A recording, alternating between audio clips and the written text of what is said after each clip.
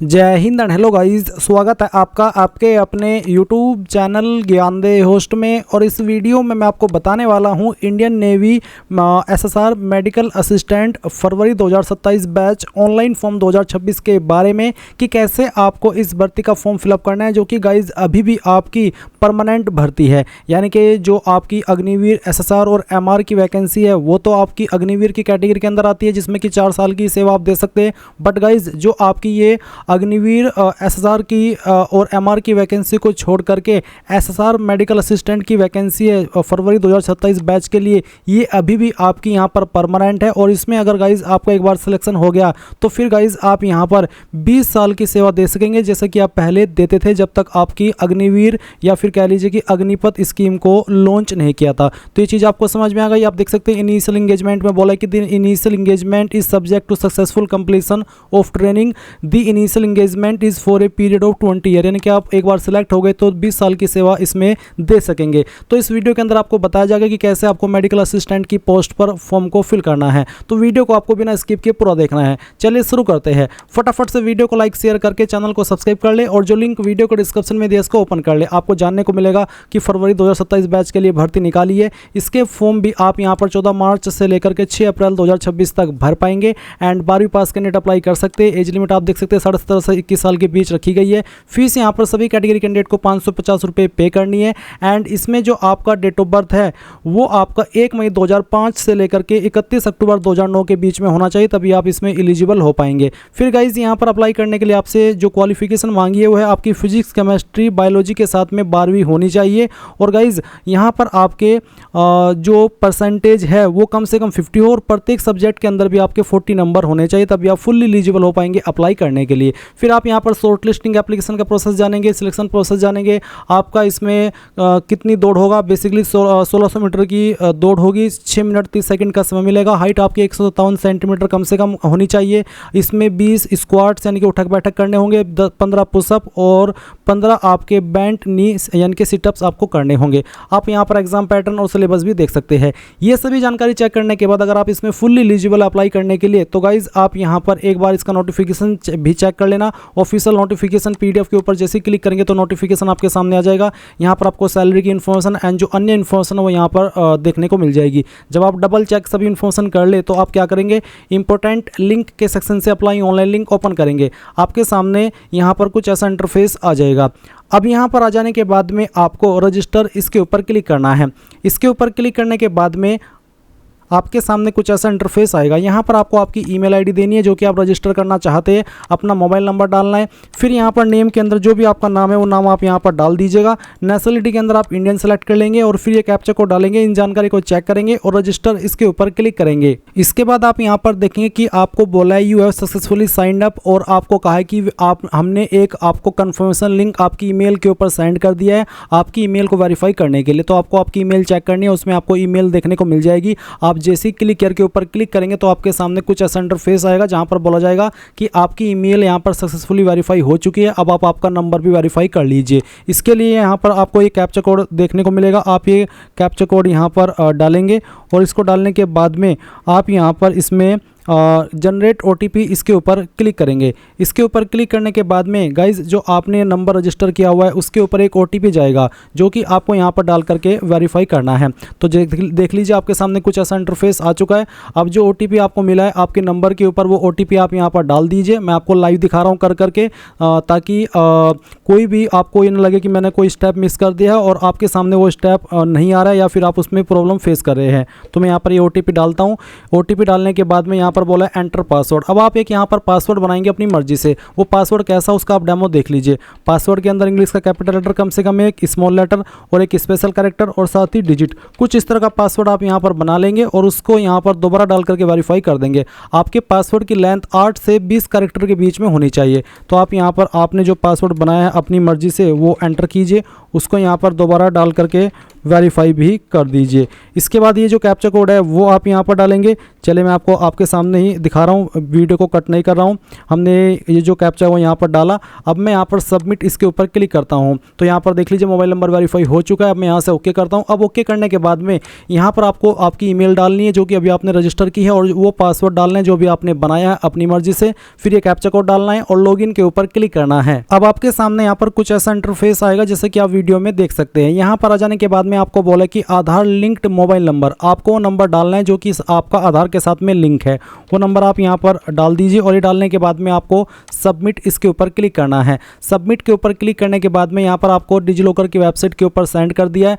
अब आपको यहाँ पर डिजिलॉकर अकाउंट पर लॉगिन होना है। अगर आप पहले से डिजिलॉकर अकाउंट क्रिएट किए हुए हो तो आप यहाँ पर आपका मोबाइल नंबर डालेंगे जो कि आपने लिंक किया हुआ है या रजिस्टर किया हुआ है, और फिर नेक्स्ट के ऊपर क्लिक करेंगे। और आप यहाँ पर 3 माध्यम से लॉगिन हो सकते हैं, मोबाइल, यूजर नेम और तीसरा है आधार। आधार में आप अपना आधार नंबर डालिए, नेक्स्ट के ऊपर क्लिक कीजिए, आपको एक OTP सेंड किया जाएगा जिसका इस्तेमाल करके आप लॉगिन हो जाएंगे। बट गाइस अगर आपका डिजिलॉकर अकाउंट नहीं बना हुआ है तो नीचे आपको साइन अप का लिंक भी देखने को मिल रहा है। आप साइन अप इसके ऊपर क्लिक कीजिए, अपना आधार नंबर डालिए, नेक्स्ट के ऊपर क्लिक कीजिए, और जैसे जैसे यहाँ पर डिटेल्स मांगी जाए जो कि 2-4 डिटेल्स आपको देनी है वो डाल करके आपका जो अकाउंट है डिजिलॉकर की वेबसाइट के ऊपर वो क्रिएट कर लीजिए। मेरा अकाउंट पहले से बना हुआ इसलिए मैं यहाँ पर लॉगिन कर लेता हूँ। जैसे ही आप यहाँ पर आपका रजिस्टर्ड मोबाइल नंबर और फिर अपना जो पासवर्ड आपने बनाया था 6 डिजिट पिन वो डालेंगे तो आपको OTP सेंड किया जाएगा आपकी ईमेल और आपके नंबर पर। वो OTP आप यहाँ पर डाल करके सबमिट कर दे, और जैसे आप सबमिट करेंगे तो गाइज यहाँ पर आपके सामने कुछ ऐसा इंटरफेस आ जाएगा। अब आपको यहाँ पर अपने डॉक्यूमेंट्स की परमिशन देनी है तो आप यहाँ पर इनके ऊपर इस तरह से टिक कर दीजिए। जैसे कि यहाँ पर डोमिसाइल सर्टिफिकेट, आधार कार्ड भी एक्सेस हो सकता है मेरा, 10वीं की मार्कशीट, 12वीं की मार्कशीट, मैंने सभी को यहाँ पर परमिशन दे दी है। अब मैं अलाउ इसके ऊपर क्लिक करता हूँ। अब जो आपकी इन्फॉर्मेशन है वो आपकी डिजिलॉकर से फैच कर ली जाएगी।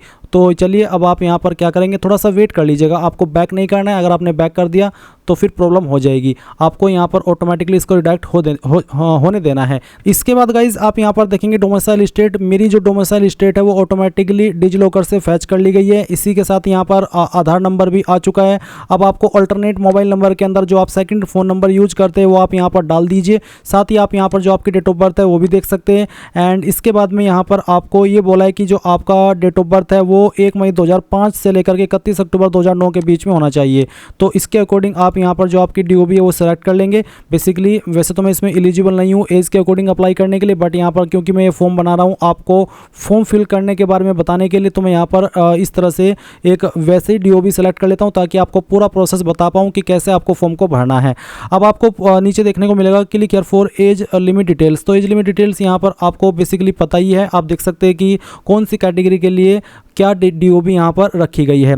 तो आप देख सकते हैं NCC कैंडिडेट के लिए कितनी छूट है या फिर बाकी स्पॉन्सर कैंडिडेट के लिए क्या छूट है वो यहाँ पर मेंशन की गई। तो आप अंडरस्टूड इसके ऊपर क्लिक कर दीजिए। इसके बाद आप यहाँ पर नीचे देखेंगे special category, NCC candidate, sponsored candidate. अगर आपकी इनमें से कोई कैटेगरी है तो उसको टिक कर दे, नहीं तो ऐसे ही बॉक्स को अनटिक रहने दे। नाउ गाइज आप यहाँ पर देखेंगे फर्स्ट नेम, तो जो आपका फर्स्ट नेम है वो पहले यहाँ पर डाल देना है। फर्स्ट नेम डालने के बाद में मिडिल नेम डालेंगे, नहीं या तो खाली छोड़ देंगे, और फिर जो आपका लास्ट नेम है वो भी आप यहाँ पर भर देंगे। ये भरने के बाद में आप देखेंगे पेरेंट्स नेम, पेरेंट्स नेम के अंदर आपका जो पिताजी का नाम है वो आप यहाँ पर डाल दीजिए। गार्जियन नेम के अंदर कोई अगर आपके अभिभावक है जैसे कि माता पिता, भाई बहन, चाचा चाची, जो भी है वो आप लिख दीजिए, नहीं तो आप इसको चाहे तो ऑप्शन को खाली छोड़ सकते हैं। आपको यहाँ पर मेल के जेंडर में बोला है कि सिर्फ मेल कैंडिडेट इसमें अप्लाई करने के लिए एलिजिबल है। अब आपको आइडेंटिफिकेशन मार्क फर्स्ट के ऊपर के अंदर वो चीज़ डालनी है जो कि आपकी बॉडी के ऊपर है, जैसे कि बर्थ मार्क होता है, जलने का निशान, कटने का मार्क, या कोई भी ऐसा निशान जो कि परमानेंट मार्क हो। अगर आपकी बॉडी के ऊपर ढूंढने के बाद भी सिर्फ एक ही मार्क या कोई भी मार्क नहीं मिलता तो पहले में तो आपने मार्क भर दिया, बट यहाँ पर 2 मार्क आपको ऐसे देने हैं जो कि आपकी बॉडी के ऊपर हो। प्राइवेट जगह पर जो मार्क्स होते हैं उसके बारे में मेंशन मत करिएगा क्योंकि ये टाइम आने पर आपका चेक भी किया जाएगा। या फिर लिख भी सकते हैं अगर आपको नॉर्मल जगह पर नहीं मिल रहा है ऐसा मार्क जिससे आपकी बॉडी की पहचान होती है, तो अगर एक ही मार्क मिल रहा है तो 1 मार्क लिख दीजिए और दूसरे मार्क के अंदर आप यहाँ पर नो मार्क लिख दीजिए क्योंकि आपकी बॉडी के ऊपर दूसरा ऐसा निशान है नहीं। उसके बाद मैरिटल स्टेटस में आप यहाँ पर अनमैरिड सेलेक्ट कर लेंगे। अब आपको यहाँ पर जो आपका फोटोग्राफ है वो अपलोड करना है। इसमें गाइज आपके फोटो का साइज 100 KB से कम रहना चाहिए और JPEG, JPG या फिर PNG के फॉर्मेट में चल जाएगा। इनमें से कोई भी फॉर्मेट में अगर आपका फोटो है तो वो यहाँ पर चल जाएगा, कोई इशू नहीं आएगा। अब आपके मन में सवाल होगा कि फोटो किस तरह का होना चाहिए, तो चलिए इस फोटो के बारे में यहाँ पर जानकारी आप समझ लीजिए। आपको यहाँ पर बोला है कि आपका जो फोटो है वो टेकन नोट बिफोर मार्च 26, यानी कि जो मार्च 26 है उसके बाद का ही होना चाहिए, उसके पहले का नहीं होना चाहिए, ऐसा उन्होंने बोला है। बट अगर आपका फ़ोटो 1-2 महीने पुराना भी है तो भी कोई इशू नहीं होगा, चल जाएगा। साथ ही आपको यहाँ पर बोला है कि जो आपका फ़ोटो है उसमें बोला है कि photograph is to be taken with candidate holding a black slate, यानी कि कैंडिडेट ने एक ब्लैक स्लेट को होल्ड किया हो अपनी चेस्ट के सामने और उसके ऊपर उसने उसका नाम लिखा हो और डेट ऑफ फोटोग्राफ लिखी हो, जो कि clearly written on it with white chalk in capital letter, यानी कि जो चौक होती है वाइट वाली उसमें आपको कैपिटल लेटर में आपका नाम और किस डेट में आपने फ़ोटो को लिया है वो यहाँ पर लिखनी है और अपनी चेस्ट के सामने पकड़ना है। ये चीज़ अगर आपके पास स्लेट अवेलेबल नहीं हो पा रही है तो आप एडिट करके भी कर सकते हैं। आप अपनी चेस्ट के सामने एक ब्लैक चीज़ एडिट कर लेना और उसके ऊपर आपका नाम और जो आपकी डेट है, किस डेट में आपने फ़ोटो एडिट किया या फिर फ़ोटो बनाया है वो डेट डाल देना। और वो डेट आपकी ज़्यादा पुरानी नहीं होनी चाहिए, जिस दिन आप फॉर्म भर रहे हो उसी दिन की डेट इस पर लिख दीजिएगा। इसके बाद गाइज आप यहाँ पर वो फ़ोटो अपलोड करेंगे तो आप चूज फाइल इसके ऊपर क्लिक कीजिए और जहाँ पर भी आपका फ़ोटो है, जो फ़ोटो यहाँ पर आपको बनाने को बोला गया है, जैसे कि यहाँ पर मैं डेमो के लिए आपको फ़ोटो दिखाई देता हूँ कि किस तरह का फ़ोटो चलेगा। मैं इस फाइल को सेलेक्ट करता हूँ, ओपन करता हूँ, इस तरह का फ़ोटो ही आपको यहाँ पर अपलोड करना है। उसके बाद आप सिग्नेचर अपलोड करेंगे। सिग्नेचर का साइज़ 50 KB से कम होना चाहिए, तो आप यहाँ पर चूज फाइल इसके ऊपर क्लिक करेंगे। जहाँ पर आपका सिग्नेचर है वो फाइल आपको यहाँ पर सेलेक्ट कर लेनी है, फिर इसको ओपन करना है। उसके बाद में आपको डोमिसाइल प्रूफ में जो आपका निवास प्रमाण पत्र है वो अपलोड करना है। अब क्योंकि ये सेंट्रल गवर्नमेंट की भर्ती है तो गाइज़ यहाँ पर आपको बेसिकली जो निवास प्रमाण पत्र है ज़्यादा पुराना नहीं अपलोड करना। 3 साल से ज़्यादा पुराना अगर निवास प्रमाण पत्र होता है तो इशू हो जाता है, तो ज़्यादा पुराना नहीं होना चाहिए। आप डोमिसाइल प्रूफ अपलोड कर देंगे, इनमें भी आपका कोई भी फॉर्मेट चल जाएगा। तो आप यहाँ पर चूज फाइल इसके ऊपर क्लिक कीजिए और जहाँ पर भी आपका डोमिसाइल है वो आपको यहाँ पर सेलेक्ट कर लेना है। तो मैं इस फाइल को सेलेक्ट कर लेता हूँ। डेमो के लिए मैं यहाँ पर ये फॉर्म भर कर दिखा रहा हूँ। आप यहाँ पर ओपन करेंगे। अब आपको यहाँ पर नीचे सेव एंड प्रोसीड इसके ऊपर क्लिक करना है। नाउ आपके सामने एडिशनल इन्फॉर्मेशन का सेक्शन आ चुका है। तो यहाँ पर गाइज आपको हाईएस्ट क्वालिफिकेशन सेलेक्ट कर लेनी है, जो कि आपकी 10वीं है, 12वीं है, डिप्लोमा है, ग्रेजुएशन है, पोस्ट ग्रेजुएशन है, जो भी है वो आप सेलेक्ट कर लीजिए। मैं सीनियर सेकेंडरी सेलेक्ट कर लेता हूँ, यानी कि 12वीं। फिर आपको बताना है कि जो आपका 12th क्वालिफिकेशन है वो आपने कंप्लीट कर लिया, फिर अभी आप उसको कर रहे हैं। तो मैं यहाँ पर कंप्लीट सेलेक्ट कर लेता हूँ। आपको ये बोला है कि जो आपकी 12वीं है वो आपकी फिजिक्स, केमिस्ट्री, बायोलॉजी के साथ में होनी चाहिए और टोटल मिलाकर के 50% हो और साथ ही प्रत्येक सब्जेक्ट के अंदर भी 40 नंबर होने चाहिए। फिर पूछा कि आप एक स्पॉन्सर्ड कैंडिडेट है एसएसआर के लिए, अगर हाँ तो यस, नहीं तो आप नो करेंगे। इसके बाद डिक्लेरेशन पर टिक कर देंगे। फिर आपसे पूछा कि आपके पास एनसीसी सर्टिफिकेट है, अगर है तो यस, नहीं तो आप नो करेंगे। क्या आपको स्विमिंग आती है, अगर आती है तो यस, नहीं तो आप नो कर दीजिएगा। फिर आप सेव एंड प्रोसीड इसके ऊपर क्लिक करके यहाँ से ओके कर देंगे। अब आपको गाइज यहाँ पर आपका जो लाइव फोटो है वो लेना है। चलिए मैं यहाँ पर लाइव फोटो आपको लेकर के दिखाता हूँ। आप यहाँ पर 3-4 फोटो अलग अलग लाइव कैप्चर कर लेंगे। जैसे कि यहाँ पर मैं कैप्चर करके दिखाता हूँ। आपको आपका लाइव फोटो इस तरह से कैप्चर करना है, फिर आपको दूसरा कैप्चर करना है, फिर तीसरा, फिर फोर्थ। इस तरह से 4 फोटो आप अलग अलग एंगल से थोड़ा इधर उधर देख करके कैप्चर कर लीजिएगा। उसके बाद वैलिडेट एंड सेव इसके ऊपर क्लिक करेंगे। ये फोटो आपका यहाँ पर इस तरह से सेव होगा। अब आप नेक्स्ट इसके ऊपर क्लिक कर देंगे। नाउ आपके सामने कम्युनिकेशन डिटेल यानी कि आपके एड्रेस की इन्फॉर्मेशन आ चुकी है। तो पहले आप आपका कोरस्पोंडेंस एड्रेस यानी कि प्रेजेंट एड्रेस फिल करेंगे। तो एड्रेस लाइन फर्स्ट और टू के अंदर जो भी आपका एड्रेस है थोड़ा थोड़ा पार्ट आपके एड्रेस का डाल दीजिए। कुछ पार्ट एड्रेस लाइन फर्स्ट में और कुछ पार्ट एड्रेस लाइन 2 में। एंड देन जो आपकी स्टेट है वो आप यहाँ पर सेलेक्ट कर लेंगे। फिर आपकी डिस्ट्रिक्ट आप सेलेक्ट कर लेंगे। एंड देन ब्लॉक आपका क्या है, तो जो भी आपका ब्लॉक है वो डाल दीजिए। नहीं है तो आप खाली छोड़ सकते हैं इस वाले ऑप्शन को। फिर नज़दीकी पुलिस स्टेशन कौन सा है वो भी आप डाल देंगे। एंड देन जो आपका पिन कोड है वो भी आप यहाँ पर भर देंगे। नीचे पूछा कि क्या आपका प्रेजेंट एड्रेस और परमानेंट एड्रेस सेम है। अगर सेम है, अलग अलग नहीं है, तो आप इस बॉक्स को टिक कर देना। अगर अलग अलग है तो अनटिक करके अलग से नीचे अपना परमानेंट एड्रेस फिल कर देना। फिर आप नीचे सेव एंड प्रोसीड इसके ऊपर क्लिक करेंगे। अब आपके सामने यहाँ पर 10th की डिटेल फिल करने का ऑप्शन आ चुका है। तो आप 10वीं की जानकारी भरेंगे। जैसे कि यहाँ पर सब्जेक्ट नेम इंग्लिश है, तो इंग्लिश में मैक्सिमम मार्क्स क्या थे वो आपको यहाँ पर एंटर कर देने। ऑब्टेन्ड मार्क्स ऑटोमेटिकली यहाँ पर मेरे सामने आ रहे हैं। अगर आपके करेक्ट मार्क्स आ रहे हैं जो कि आपके डिजिलॉकर से फैच किए गए तो अच्छी बात है। अगर करेक्ट मार्क्स यहाँ पर ऑब्टेन्ड मार्क में नहीं आ रहे हैं तो गाइज आप खुद से अपने नंबर भर दीजिएगा। जैसे कि यहाँ पर इंग्लिश के टोटल नंबर आपको डाल देने। उसके बाद में यहाँ पर आपको सोशल लैंग्वेज के अंदर टोटल नंबर डाल देने। फिर साइंस के अंदर, उसके बाद में मैथ के अंदर, फिर आपका जो लैंग्वेज है जैसे कि मेरे पास हिंदी भी था, इंग्लिश भी था, तो यहाँ पर उसके जो टोटल नंबर है वो आपको डाल देने। इसी के साथ यहाँ पर एनी अदर सब्जेक्ट, अगर कोई अन्य सब्जेक्ट था तो उसके नंबर भी आप यहाँ पर भर देंगे। और फिर कितने कितने नंबर आए थे वो आप यहाँ पर ऑब्टेन्ड मार्क्स में डाल देंगे। इसके बाद आपकी जो परसेंटेज है वो यहाँ पर कैलकुलेट कर ली जाएगी। फिर कुछ जानकारी भी आपको देनी है, जैसे कि serial number of the 10th marksheet, यानी कि 10वीं की मार्कशीट का जो सीरियल नंबर है वो आप यहाँ पर फिल कर देना। फिर आपका जो 10th का बोर्ड है वो कौन सा है। आपको काफ़ी सारे बोर्ड यहाँ पर देखने को मिल रहे हैं। अगर आपका बोर्ड यहाँ पर ना हो तो अदर सेलेक्ट कर लेना। वैसे यहाँ पर सभी बोर्ड है, जैसे कि अगर आप यूपी बोर्ड से तो आपको UP board of high school and intermediate education ये वाला ऑप्शन सेलेक्ट करना होगा। इसके बाद state where school institute located, कौन सी स्टेट के अंदर आपका स्कूल लोकेटेड था, स्थित था, वो स्टेट आपको सेलेक्ट कर लेनी है। एंड देन पूछा कि स्टेट कंडक्टेड 10th एग्जाम, कौन सी स्टेट से आपका 10वीं का एग्जाम कंडक्ट हुआ है वो स्टेट आप सेलेक्ट कर लेंगे। फिर स्कूल इंस्टीट्यूट नेम के अंदर आपको आपके स्कूल कॉलेज का नाम यहाँ पर एंटर कर देना है, पूरा नाम आप यहाँ पर एंटर कर दीजिएगा। ये एंटर करने के बाद में आपको यहाँ पर 10th की मार्कशीट भी अपलोड करनी है। इसका फॉर्मेट गाइज पीडीएफ का रखा है, यानी कि इमेज में नहीं चलेगा। बहुत सारे कैंडिडेट कंफ्यूज हो जाएंगे कि यार हम पीडीएफ में कैसे बनाएं, हमारा तो इमेज में है। तो आप अपने 10th की जो मार्कशीट है उसका फोटो ले लीजिए। फोटो ले लिया, उसके बाद में गूगल के अंदर आना है और सर्च करना है इमेज टू पीडीएफ। पहले वाली वेबसाइट जो आएगी इसको ओपन कर लेना and then select JPEG image, इसके ऊपर क्लिक करना और फिर जहाँ पर भी आपका फोटो है जो आपने लिया है वो फोटो सेलेक्ट करना अपनी मार्कशीट का। जैसे कि मैं यहाँ पर दिखाता हूँ, मैंने ये इमेज सेलेक्ट किया, उसके बाद मैं इसको ओपन करता हूँ। फिर यहाँ पर कन्वर्ट टू पीडीएफ के ऊपर क्लिक करना, डाउनलोड पीडीएफ के ऊपर क्लिक करना। सिंगल क्लिक के अंदर ये फाइल आपकी डाउनलोड हो जाएगी। उसके बाद में आप यहाँ पर आना और इस फाइल को यहाँ पर एक क्लिक के अंदर जहाँ पर भी ये डाउनलोड हुई है वो सिलेक्ट कर लेना और उसके बाद में ओपन करना। आपकी फाइल इस तरह से आएगी। अब आप सेव एंड प्रोसीड इसके ऊपर क्लिक करेंगे। इसके बाद में गाइज आप यहाँ पर देखेंगे 12वीं की जानकारी। तो 12वीं की जानकारी भी सेम तरीके से भरनी है। तो आपको यहाँ पर पहले तो टोटल नंबर डाल देने हैं, जैसे कि यहाँ पर मैं डाल रहा हूँ। उसके बाद में आपको यहाँ पर फिजिक्स के, फिर केमिस्ट्री के, उसके बाद में मैथ के, फिर बायोलॉजी के। अगर मैथ था तो अच्छी बात है, नहीं था तो यहाँ पर इसको खाली छोड़ करके आपको बायोलॉजी वाली जगह पर भरना है। उसके बाद में यहाँ पर आपको बताना कि कितने नंबर आए थे। जैसे कि मैं यहाँ पर इंग्लिश के भर देता हूँ, लैंग्वेज का मतलब है हिंदी। जैसे कि मेरे पास जो मेरी लैंग्वेज है वो हिंदी थी तो मैं इसके भी नंबर यहाँ पर भर देता हूँ और कितने नंबर आए थे वो यहाँ पर डाल देता हूँ। और इसके बाद में आप यहाँ पर देखेंगे आपके सामने केमिस्ट्री, तो केमिस्ट्री में कितने नंबर आए थे वो आप भर देंगे। उसके बाद फिर देखेंगे बायोलॉजी, बायोलॉजी में कितने नंबर आए थे वो यहाँ पर डाल देंगे।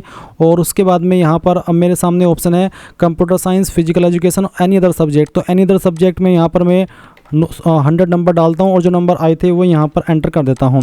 तो इस तरह से आपको यहाँ पर ये फिल कर देना है। तो मेरे पास जो सब्जेक्ट थे वो 5 थे, तो 1 2 3 4 5 मैं यहाँ पर 5 सब्जेक्ट के ही जो डिटेल्स है वो फिल करूँगा। इसमें यहाँ पर इंग्लिश हो गया, हिंदी हो गया, फिजिक्स, केमिस्ट्री और बायोलॉजी। तो आपको यहाँ पर जो भी आपके पास सब्जेक्ट थे उनके नंबर फिल कर देने हैं इस तरह से, जैसे कि मैं आपको सेलेक्ट करके फिल करके दिखाया हूँ। उसके बाद आप यहाँ पर नीचे की तरफ आएंगे और 12वीं की मार्कशीट का जो सीरियल नंबर है वो डालेंगे। फिर यहाँ पर आपको बताना कि कहाँ पर आपका जो इंस्टीट्यूट है वो लोकेटेड था, जिस स्टेट से भी था वो आप सेलेक्ट कर लेंगे।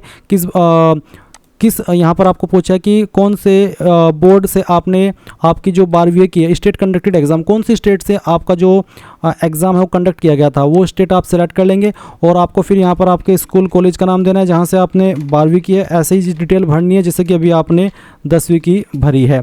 ये भरने के बाद में आप यहाँ पर देखेंगे आपका बोर्ड, तो सेम वे में आप आपका बोर्ड सेलेक्ट कर लेंगे और फिर 12वीं का जो मार्कशीट है वो भी आप यहाँ पर अपलोड कर देंगे। मैं फॉर्म डेमो के लिए भरा हूँ तो मैंने रैंडम फाइल सेलेक्ट कर ली। अब आप यहाँ पर नीचे से 12th mark details and proceed इसके ऊपर क्लिक करेंगे। अब आपके सामने यहाँ पर एग्जाम सेंटर प्रेफरेंस आती है। तो पहले आपको स्टेट की प्रेफरेंस देनी है कि कौन सी स्टेट के अंदर आप अपना एग्जाम सेंटर चाहते हैं, और उसके बाद में आपको सिटी की प्रेफरेंस देनी है।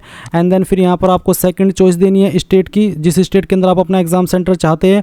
और उसके बाद में आपको यहाँ पर सिटी की प्रेफरेंस देनी है और फिर आपको यहाँ पर थर्ड चॉइस देनी है स्टेट की, और स्टेट की चॉइस देने के बाद में आप यहाँ पर सिटी की प्रेफरेंस देंगे।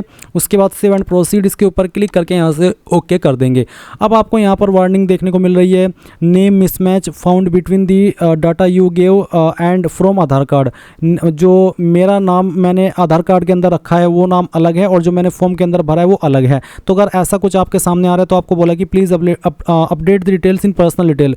तो ये ऑप्शनल है, अगर आप इसको अपडेट करना चाहे तो कर लीजिए अगर कुछ ऐसा हो रहा है, नहीं तो आपको कोई प्रॉब्लम फेस करने की आवश्यकता नहीं है। बट अगर आपका जानबूझ करके गलती हुआ है तो आप इसको कर ले, और अगर जानबूझ करके नहीं हुआ है, अलग अलग है ही आपके आधार कार्ड के अंदर और आपके जो नाम यहाँ पर दिया है उसके अंदर, तो गाइज आप उसको सही कर लेंगे। उसके बाद आप यहाँ पर टिक करेंगे और सेव एंड सबमिट एप्लीकेशन इसके ऊपर क्लिक करेंगे और यहाँ से ओके कर देंगे। इसके बाद यहाँ पर पेमेंट डिटेल का सेक्शन आएगा। यहाँ पर वैसे तो 550 रुपये फीस है, साथ ही गाइज 18% GST भी है, तो आपको 649 रुपये फ़ी पे करनी पड़ रही है। अब आप यहाँ पर आएंगे और यहाँ पर your application window has been successfully saved, payment gateway will be live by 18 March. अभी आपको ये बोला जा रहा है कि 18 मार्च 2026 से पेमेंट का जो लिंक है वो एक्टिवेट होगा। तो 18 मार्च में आप लॉगिन करके अपना पेमेंट कर लीजिएगा, या फिर अगर मैंने 18 मार्च के बाद में इस फॉर्म के बारे में वीडियो बनाई तो मैं आपको बता दूंगा कि कैसे आपको पेमेंट करना है। वैसे आसानी होता है पेमेंट करना, बट अगर कोई इशू आए तो उसके लिए मैं एक अलग से वीडियो बना दूंगा। तो इस तरह से गाइज आप लोग आपका जो Indian Navy SSR medical assistant permanent भर्ती 2026 का ऑनलाइन फॉर्म है ये भर पाएंगे। आई होप ये प्रोसेस आपको पसंद आया होगा। So thanks for watching. जय हिंद।